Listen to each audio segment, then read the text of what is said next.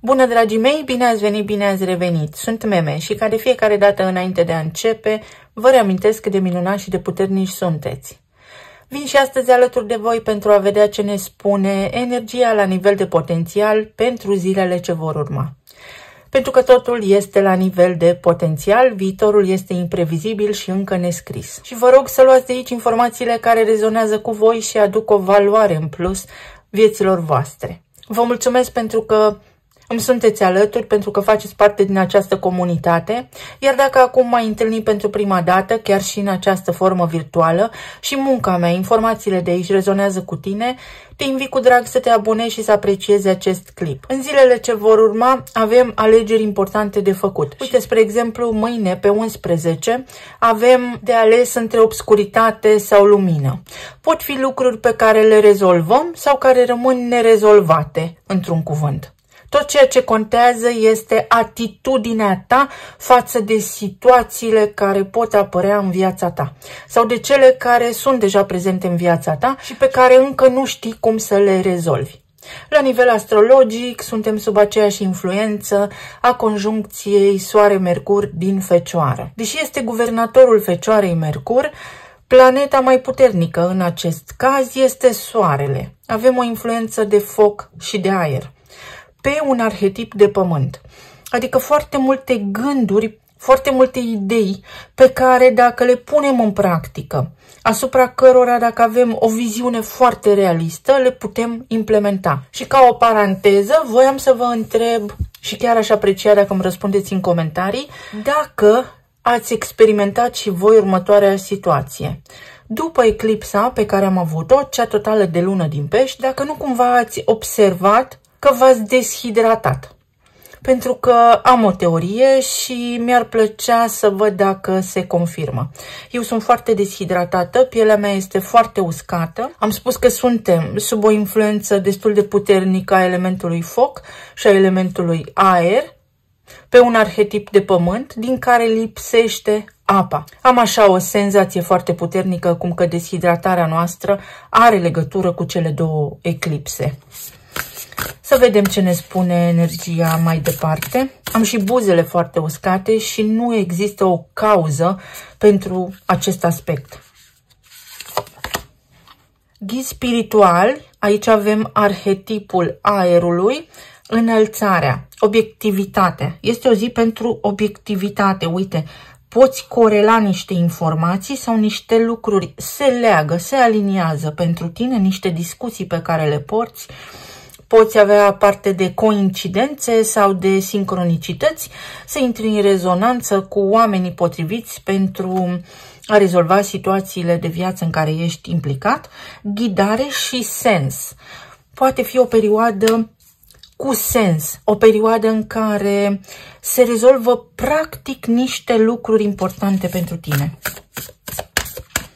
Sau poate cauți sensul, un sens anume. Să îți cureți mintea, să îți limpezești mintea și să te odihnești. Uite, foarte interesant, avem din nou element de aer și de pământ de această dată. Fii prezent, concentrează-te și îmbrățișează momentul prezent, fii în flux, să fii prezent. Cartea aceasta îmi spune un lucru foarte important și anume faptul că umanitatea este încă foarte imatură, să ne învârtim într-o buclă foarte superficială. Deci se pot sparge niște tipare foarte adânc plantate în mintea voastră în zilele ce urmează. Puteți găsi niște soluții fantastic de bune pentru ceea ce vă doriți să faceți sau puteți avea o inspirație deosebită într-o conversație de suflet pe care doriți să o purtați.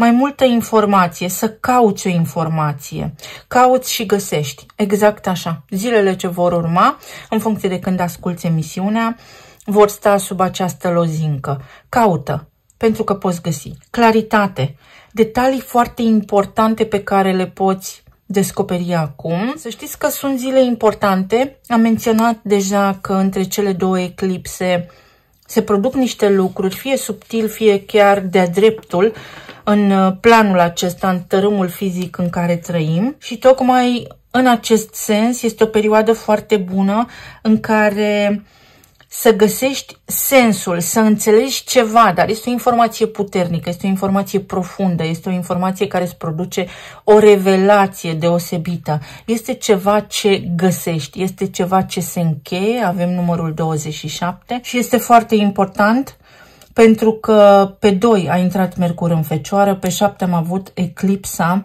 totală de lună în Pești, adică în opoziție.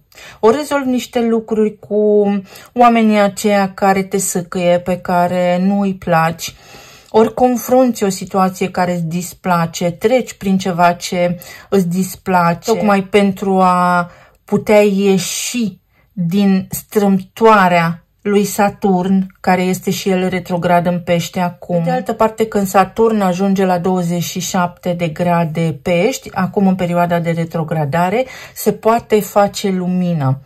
Pot fi chestiuni legate de acte, de documente, treburi administrative, tot ceea ce implică starea civilă, tot ceea ce implică un divorț, o moștenire, acte notariale, avocați, consultanți financiari, tot ceea ce are legătură cu partea aceasta administrativă. Ajutor. Primești ajutor, ești susținut în a face aceste demersuri. Wow, uite, o păstrez pe asta. Interjecția mea. Și am spus wow. Wow-ul cosmic. Uite, pajul de bâte, elementul de foc. Și un măgăruș. Cât de buni sunt măgarii în gospodăria omului, câte lucruri fac. Măgar nu se va expune niciodată la o situație de risc major. Asta înseamnă pentru voi în zilele ce vor urma să fiți atenți, să vă folosiți intuiția, pentru că puteți preveni o situație care înseamnă risc major într-o măsură sau alta pentru voi. Deci puteți preveni ceva important, un lucru important și sunt convinsă că fiecare dintre voi are. Pur și simplu să fiți vigilenți, să vă folosiți intuiția. Cred că acesta este setul meu de tarot preferat din multitudinea pe care o am. Avem temperanța, 10 de cupe, iată ce energie bună, 10 de bâte, 10-10 încheierea șirului Fibonacci, foarte interesant, 4 de cupe și cavalerul de bâte. Ai de trecut prin anumite situații și până la urmă reușești, indiferent despre ce vorbim aici. Șirul lui Fibonacci care începe cu 0, apoi urmează 1 și apoi urmează alt 1. Și practic avem 0, nebunul, 1, magicianul și apoi 11, care poate fi justiția sau înalta preoteasă, sau 2-ul de la înalta preoteasă. La 11 ani, soarele își schimbă polimagnetici, se schimbă polaritatea. Deci se întoarce o situație în favoarea ta, dar trebuie să ai curaj. Și ieri v-am spus că avem acea tensiune care se formează astrologic între Jupiter din Rac, Marte din Balanță și Pluton din Vărsător. Acolo unde simți că lucrurile nu sunt corecte, poți corecta, poți aduce lumină într-o situație, poți reuși să depui un dosar, să depui niște acte, să faci un bilanț, treburi foarte aplicate din rutina ta. Deci poți reuși acum mai mult ca oricând, dar există o tendință de a-ți pierde speranța. Există o tendință de a te demotiva foarte ușor, iar energia te susține și te împinge de la spate și îți spune în felul următor: nu te da bătut, vezi personajul acesta? Trece prin acea situație și o încheie și iese și învingător. Și aici avem veverița. Dacă ai alergie la o situație sau o situație îți displace, nu îți place cum se dezvoltă situația respectivă, ai o dispută cu vreun om, atenție, pentru că asta poate fi o cauză importantă a unei răceli, o cauză importantă a unui conflict teritorial, să te trezești cu infecție urinară, să te trezești cu mai știu eu ce lucruri prin cap. Situații care nu-ți miros a bine. Ori pot apărea niște sensibilități pe zona aceasta a mirosului, ori are legătură cu sinusurile și cu bronhiile. Și sigur că am intrat în sezonul în care toată lumea răcește. Iar pentru asta vă voi oferi o explicație în zilele ce vor urma. Am niște idei, dar nu le împărtășesc cu voi pentru a păstra nivelul de dopamină ridicat.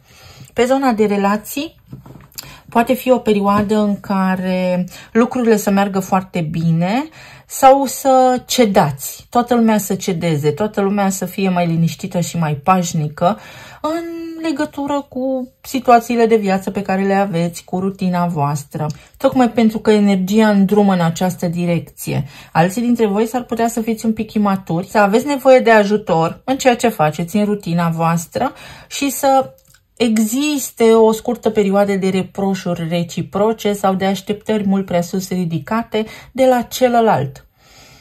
Încercați să evitați aceste lucruri pentru că, pe de o parte, puteți să faceți singuri ceea ce v-ați propus, pe de altă parte, până la urmă, cel de la care aveți așteptări sau cea de la care aveți așteptări va livra conform așteptărilor, însă nu în felul vostru, pentru că suntem diferiți. Sunt acolo pentru voi oamenii aceștia pe care îi simt eu aici, dar în felul lor, așa cum sunt ei. Mai poate fi vorba și despre o perioadă de liniște interioară, poate fi vorba și despre o perioadă în care unii dintre voi sunteți foarte concentrați pe viața copiilor voștri, acolo unde s-ar putea să simțiți epuizare. Uite, 7 de bâte. Acolo unde s-ar putea să fiți încrâncenați într-un anume sens, să vreți să faceți niște lucruri, să vă displacă niște lucruri, să fie aflat niște informații care v-au dat peste cap, sau să fie vorba despre comunicarea cu aceștia care sunt mereu pe grabă, sunt mereu grăbiți. Pot fi mici turbulențe în acest sens, dar care se rezolvă pentru că până la urma urmei voi sunteți cei maturi, voi aveți perspectiva, voi aveți mai multă experiență de viață și ei vă vor recunoaște, să spunem așa, supremația. Vor ceda, vor spune bine, am înțeles. În zona planului material, la locul de muncă, pare a fi o perioadă în care să vă doriți să fiți mai bine. Pare a fi o perioadă cu lipsă chef de muncă și știu și eu foarte bine ce înseamnă asta, pentru că aveam și eu așa zile. Poate fi vorba despre faptul că voi semnalați o problemă și cineva nu este disponibil, iar acea problemă se tot repetă. Poate șeful vostru nu ascultă, poate șeful vostru nu vede că o procedură nu este funcțională, poate șeful vostru nu vede de fapt ce se întâmplă cu adevărat și el privește din avion situația și are senzația că lucrurile merg bine, sau poate nu primiți sprijin. Însă veți vedea că până la urmă apare o soluție, apare un om sau persoana respectivă devine disponibilă și puteți dialoga, pentru că va fi foarte important sensul acestei discuții. Să aveți un argument solid, să știe omul respectiv despre ce vreți să vorbiți sau să semnalați de fapt riscul acela despre care vă vorbeam la începutul etalării. Riscul. Dacă nu facem asta, uite ce se poate întâmpla. Să arătați consecința și apoi vă va asculta. Poate fi o perioadă în care să nu se întâmple prea multe lucruri sau să fie un pic de strâmtorare financiară, așa cum v-am spus, însă se încheie. Vedeți, iese soarele aici. În curând, situația la nivel financiar se echilibrează din ce în ce mai mult. Medical vorbind, s-ar putea să apare niște conflicte de devalorizare, niște situații care pot aduce tuse, dureri de cap, răceală, tocmai pentru că vouă nu vă este recunoscută autoritatea în ceva anume. Stați de vorbă cu cineva care spune: a, și eu am pățit asta, dar eu știu mai bine ca tine ce se întâmplă. Iar noi în corpul fizic somatizăm în general toate cele conflicte de devalorizare. Pot fi provocări pe zona de articulații, lipsă de flexibilitate, când voi de fapt știți că aveți dreptate, iar oamenii respectivi nici nu vor să audă, parcă au mâinile puse pe urechi și ochelari de cal, deși voi știți ceva în plus, deși informația voastră este corectă. Oamenii respectivi își văd de viața lor, așa cum am spus, parcă au ochelari de cal și atunci trebuie să înțelegeți sensul. De ce vă necăjiți? Pentru că nu vi se dă dreptate sau pentru că nu puteți ajuta omul respectiv? Dacă este pentru a doua variantă, atunci liniștiți-vă, pentru că oamenii pot fi ajutați doar dacă își dau consimțământul. Dacă este pentru prima variantă, atunci atenție la orgoliu, pentru că o avem pe Venus în Leu în acest moment și este o Venus vanitoasă care va face un aspect tensionat cu Uranus din Gemeni, fix despre comunicare și despre informații vorbim și nu cred că va avea importanță sau relevanță cine are dreptate, ci cine va fi mai reactiv, cine se va supăra cel mai tare, la nivel general așa, acela s-ar putea să se trezească cu dureri de cap. Deci vă puteți proteja, practic puteți preveni în perioada următoare niște efecte care se pot manifesta sub forma migrenelor, durerilor de articulații și așa mai departe. 4 de spade. Tot apare 4 de spade care spune este în regulă. Unii dintre voi sunteți în alertă continuă. Nivelul vostru de adrenalină și cortizol este la maximum. Starea aceasta generală să facem, pe voi vă epuizează. Este nevoie să vă reglați sistemul nervos. Sunt niște exerciții foarte, foarte simple prin care putem face acest lucru, dar și să căpătați o siguranță. Este o lipsă de siguranță aici cu care vă confruntați și poate unii dintre voi aveți și senzația că sunteți priviți sau atacați. Poate fi în această perioadă o perioadă sau o senzație de atac energetic, dar tocmai pentru că voi nu vă protejați, pentru că vă simțiți vulnerabili. Încercați să nu mai plecați urechea la ce se spune în jurul vostru. 8 de spade. Ceea ce vă supără în această perioadă poate fi legat de relații sau poate fi legat de stima de sine sau poate fi legat de partea financiară sau de resurse primare, materia primă. Vreau să fac cumpărături și nu a intrat salariul sau vreau să construiesc o casă și sau scumpi materialele sau mai știu fel și fel de lucruri. Pe de altă parte, vi se pare că vorbiți cu niște oameni și vorbiți la pereți pentru că oamenii respectivi nu vă ascultă, nu vă aud sau chiar dacă vă aud, nu vă înțeleg. Eu vă înțeleg, știu despre ce este vorba, tocmai pentru că oamenii respectivi n-au descoperit sensul, pentru că umanitatea este imatură și se învârte într-o buclă foarte superficială, din păcate pentru noi toți. O stare de echilibru poate fi atinsă aici, cu cât vă eliberați voi mai mult de stres. Uite, pot fi chestiuni legate de familie, ne-a și apărut ideea asta de sistem nervos, fă ce poți acum și lasă pe mâine ceea ce nu ai putut face astăzi. Sau adaptează-te, fie ce-o fi. Bine, dacă tu așa vrei, așa să fie. Ceva de genul acesta, pentru că asta vă va face viața mai ușoară. Poate fi o perioadă din aceea de lipsă de contact cu cineva. Nu știu ceva, mă frământă ceva și începe și vă faceți fel și fel de scenarii. Nu vă ajută. Deci, zilele ce vor urma aduc o încheiere, aduc o concluzie. Fie o trageți voi personal, fie aflați ceea ce vă frământă acum.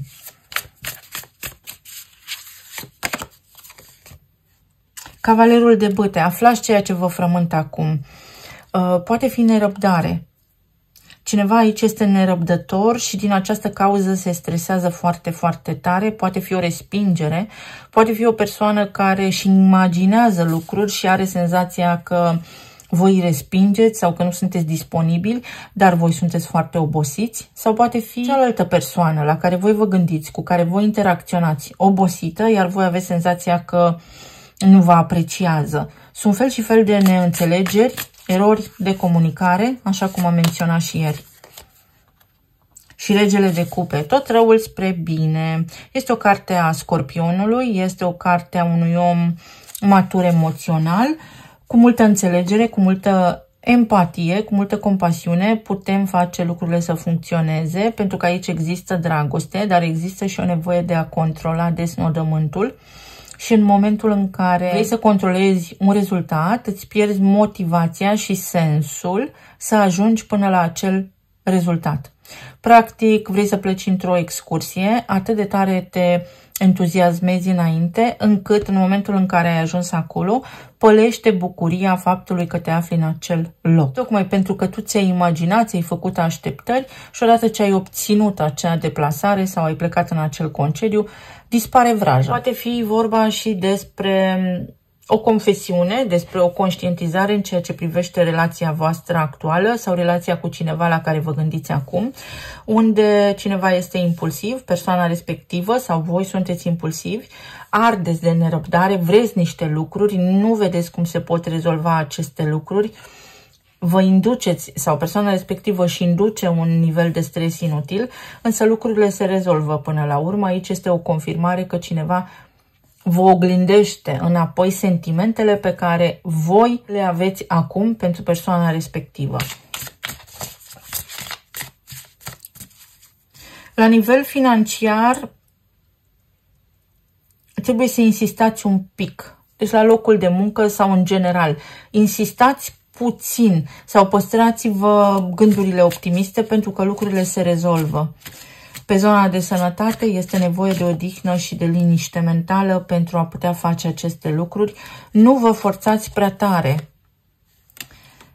Vise și o lună nouă, o lună plină, o lună nouă. Să fiți atenți în această perioadă, pentru că pe lângă faptul că poate fi la nivel mistic așa o descărcare de informații din lumea viselor, viața asta este psihologie pură și inspirație. Vei ști ce să spui atunci când trebuie să spui. Vei vedea că lucrurile se rezolvă mult mai bine decât te așteptai tu. Poate fi vorba despre o informație de moment pe care o afli, poate fi ajutor din partea cuiva, acolo unde tu ai nevoie în acest moment, sau poate fi vorba despre o decizie de moment. Nu te-a sunat cineva toată săptămâna, te sună peste 2 ore și tu te întrebi de ce se poartă așa. Persoana respectivă are mintea împrăștiată, sistemul nervos dat peste cap, pur și simplu acționează impulsiv, pur și simplu stinge focul care arde cel mai tare, fără să aibă o listă de priorități foarte clară, poate fi imatură sau poate așa funcționează persoana respectivă și atunci problema se pune dacă tu accepti și lași omul respectiv să fie cum este sau îți impui tu punctul de vedere. Pentru că dacă îl impui, s-ar putea să intri într-un conflict de teritoriu, într-o luptă pentru putere, care nu aduce nimic bun la schimb, ci poți preveni acel moment de criză. Inspirație. Poate fi o zi foarte creativă pe zona de arte plastice, poate fi o zi foarte creativă pentru aceia dintre voi care lucrați în zona aceasta creativă, cu muncă creativă, pe zona de handmade, pe zona muzicală, poate fi pentru unii dintre voi, sau la catedră, cu elevii, cu studenții. Să vedem ce ne spun și talismanele.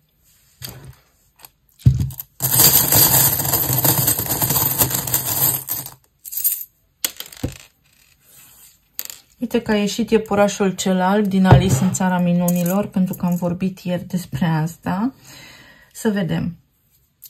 Descoperi ceva până în perioada sărbătorilor de iarnă sau ceea ce descoperi tu este ca și când ai fi primit cel mai frumos cadou pe care ți l-ai dorit în copilărie.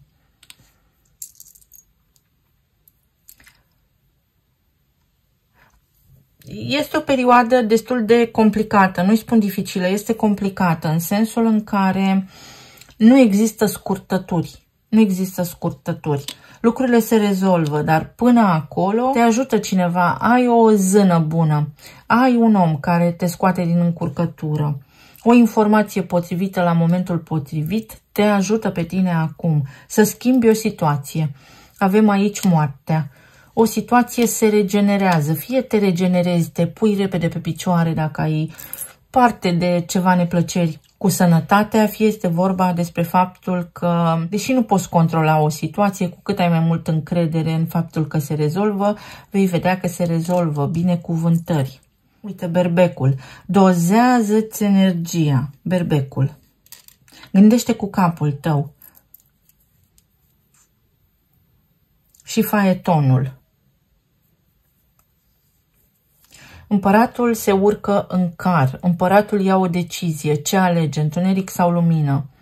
să aștepte pentru a avea toate datele problemei sau reacționează. Poate afli ceva și primul tău impuls este să te cerți sau să reproșezi sau să spui ceva anume.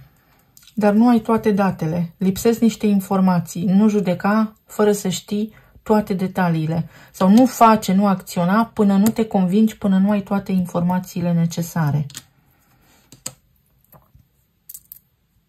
Bucurie la nivel emoțional, o însănătoșire, o transformare la nivel de sănătate a cuiva, o regenerare, cineva și revine mai repede. Încă nu se schimbă o situație. Pentru aceia dintre voi care vă gândiți aproape obsesiv, pentru că avem moartea la ceva anume, situația încă nu este gata. Încă nu s-a încheiat, dar este pe punctul de a se încheia. Uite, la luna 9, până în data de 21 și ieri am avut 12, sunt date o oglindă, iar până atunci, cu cât te liniștești mai repede, cu atât vei vedea că îți crește mai mult stima de sine și că ai timpul necesar să rezolvi ceea ce te frământă. Inițialele sunt C, R și Z. Cineva doarme.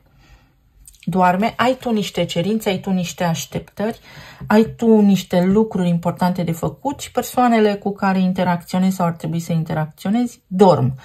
Ori dorm la propriu, ori sunt obosite, stresate și vorbești practic cu morile de vânt, ori sunt inconștiente, imature și superficiale. Și atunci alegerea ți aparține dacă, recall, insiști sau mergi pe drumul tău, pentru că te convingi. Ar putea să fie o zi cu multe schimbări, să treci de la o stare la alta.